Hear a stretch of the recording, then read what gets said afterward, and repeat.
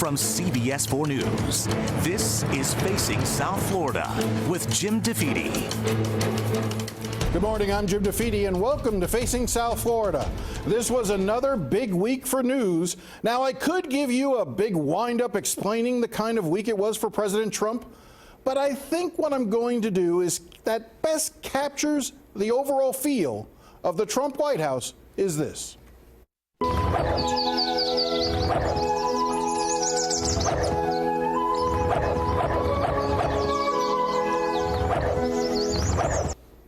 That was the animated version of the cover for the current issue of The Economist. Another way to look at it, when you're in a hole, stop digging. But unfortunately, Donald Trump just can't.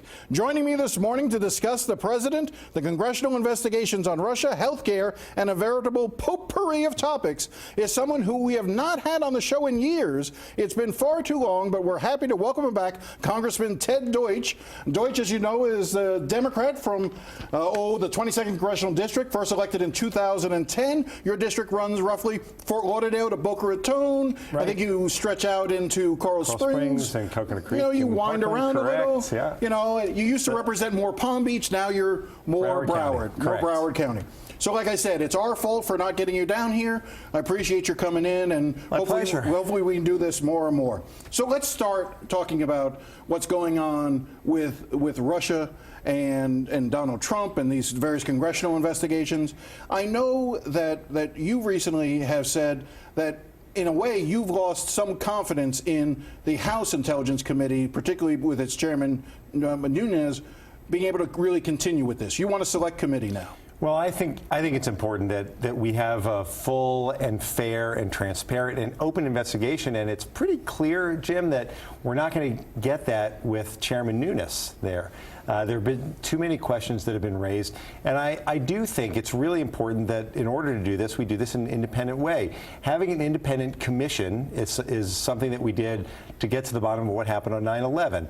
That's something that we ought to move forward on. At the same time, we can have a select committee, which is Democrats and Republicans, again, using the information and expertise that Congress has in a better setting that will provide an opportunity to really get to the bottom of what happened here. There's been so much time spent over these past weeks with one change of sleight of hand, change of direction from this White House after another. The problem is, can we continue to trust the decisions that are being made by the White House? We're only going to be able to get there if we have a full and open investigation. So who would serve on that? Who would you want to see? Not names, but sure. I mean, what would you envision the components of it being? Sure. Well, look, I think we should have an independent commission. Those would be people from the outside that are appointed with bipartisan representation. I think that's something that we could do. But the select committee we can move forward on. If the Speaker of the House thought it was important enough to have a select committee to go after Planned Parenthood, for example, certainly one would think that he would be interested in moving forward with a select committee that would have Democrats and Republicans, that each side would have subpoena power, each side would have the ability to drive this investigation forward, staff that already has expertise in conducting investigations, that could be up and running quickly, and that's what's necessary. We can't continue day after day, week after week, to try to anticipate what kinds of stories are going to be made up about the chairman of the committee, where he was, what he was doing, who he knew in the White House. We have to get to the real issue, which is what was the relationship between the Trump campaign and Russia, and now what is the relationship between the Trump White House and Russia? I think the general view of the public at this point, or those who have been watching it, is to sort of say, to essentially say, the House, they've lost credibility because of what the chairman has done in that committee, and so therefore we're turning more to the Senate. All eyes are now on the Senate Select Committee, the Intelligence Committee, and hoping that they come through with the answers that we're looking for. Why not just rely on the Senate Committee, the Senate Intelligence Committee, which does seem to be working in a bipartisan way to get to the truth? Well, I'm heartened to see the way that the Senate Intelligence Committee is working so far, and I hope that they continue continue their work. That doesn't mean that we shouldn't move forward with an independent commission. There are really significant long-term implications about what happened during this election. And it's not just about our own elections. It's about the elections that are taking place in Europe over the next few months and the role that Russia is going to try to play in those elections to disrupt those elections.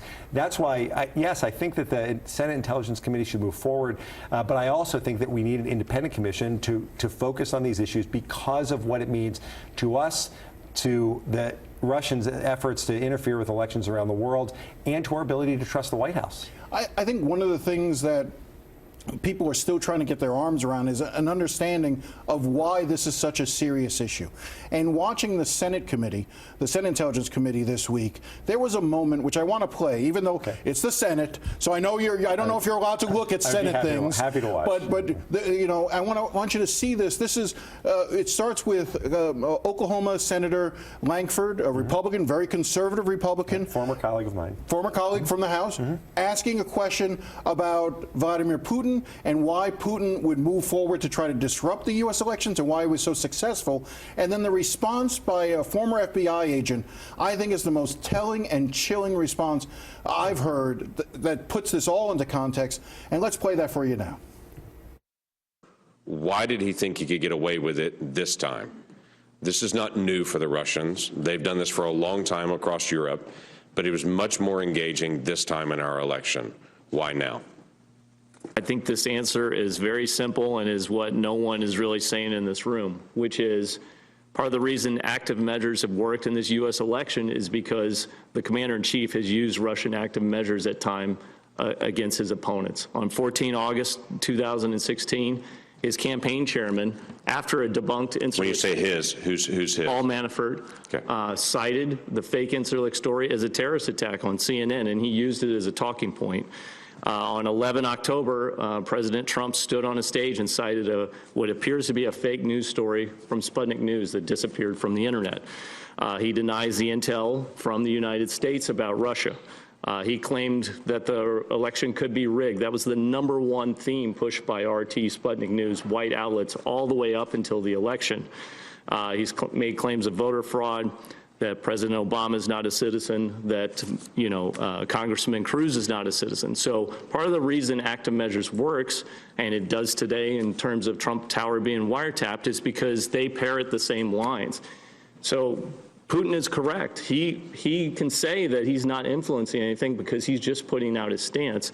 But until we get a firm basis on fact and fiction in our own country, get some agreement about the facts, whether it be do I support the intelligence community or a story I read on my Twitter feed, we're going to have a big problem. I can tell you right now today, gray outlets that are Soviet pushing accounts tweet at President Trump during high volumes when they know he's online, and they push conspiracy theories. This entire affair could not have gotten the traction it did without the acquiescence of the president, is essentially, whether it was knowing cooperation with the Russians or whether he was just a simpleton who just went along and didn't realize how he was being played. One way or the other, the president of the United States, according to this FBI agent, was being played by the Russians to perfection. He's correct when he says that really what's needed is a firm basis between fact and fiction. The Russians, when they interfere with elections around the world, their goal is always to try to sow discord, to create confusion. And when you have the President of the United States, as he pointed out, spreading stories that have no basis in fact, most recently, and the one that has preoccupied us, that has taken us away from the key issue, which is the FBI's ongoing investigation between the Russian government and the Trump campaign, which Director Comey told us was happening. The key issue is this wiretapping story that, again, he made up, he sent it out on Twitter, and now we've spent days and weeks focusing on all of these confusing side stories that they continue to make up when both the intelligence community, the FBI director, have been clear that nothing like that happened. In order for us to understand... But just to jump in on that point, everyone has made clear But the only one who doesn't accept it is the president, who continues on Friday, sending out again that this is just a fake story about the Russians trying to influence the election, and it's done because the Democrats and the media are upset that he won and Hillary lost. He's continuing, even to this day, to hold that line. Right. Unfortunately, it's not just the president. I serve on the Judiciary Committee. We have tried repeatedly just to take simple measures to require the White House to get us the information that they have about all of these links, to require the Attorney General to get us the information about all of these links. And the message that we get back from my colleagues on the committee, my Republican colleagues on the committee, is exactly, they're parroting the president's language, that this is really about sour grapes, that this is really about Hillary Clinton, that we need to get over the outcome of the election, that we can't believe fake news. The president may have announced an attack on the media, that the media he views as an enemy, but for the rest of the people in this country, we're expecting the media and Congress and whatever other parties are necessary to get to the bottom of exactly what happened and to make sure there's accountability. And the importance of it is still going on today. Russians' attempts to influence is going on to this minute. When you hear that FBI agent saying that they are still actively tweeting, agents within Russia actively tweeting at the president to try to plant stories into his head through Twitter. And then there was a piece that also came out in the Senate Intelligence Committee when Marco Rubio took to turn at the microphone. And here's something that he had to say about his own attacks. Let's talk about it. In July of 2016, shortly after I announced that I would seek re-election to the United States Senate, former members of my presidential campaign team who had access to the internal information of my presidential campaign were targeted by IP addresses with an unknown location within Russia. That effort was unsuccessful.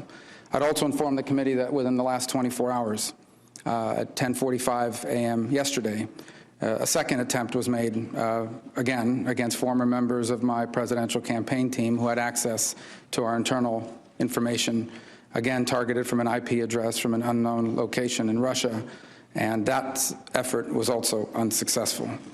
So there you go. Right here, this week, still trying to invade and go into things that they think can help them try to create chaos within the United States, within the Congress. Look, Jim, the Russians could not be happier than to see the two of us having this conversation. They could not be happier to watch the daily press briefings with Sean Spicer continuing to weave these tales and sow confusion. It plays right into their hands. So are we making a mistake by talking about it? Well, I think what we're doing is not allowing this narrative about this narrative full of misinformation and lies to drive the debate. And the reason that I continue to be so firm about needing a clean and open and transparent investigation is because that's what the American people expect. It's not what the Russians want, but it's what the American people expect. And between Congress and the FBI and the intelligence agencies, that's what they deserve and that's what they're going to get. Real quick, we only have about 30 seconds in this block. Should Congress, should the House or the Senate give former NSA Director Flynn, General Flynn, immunity to testify? I don't know what those discussions are like, but I think anyone who looks at this and anyone who looks at General Flynn's background, where he said, well, anyone who asks for immunity is probably guilty.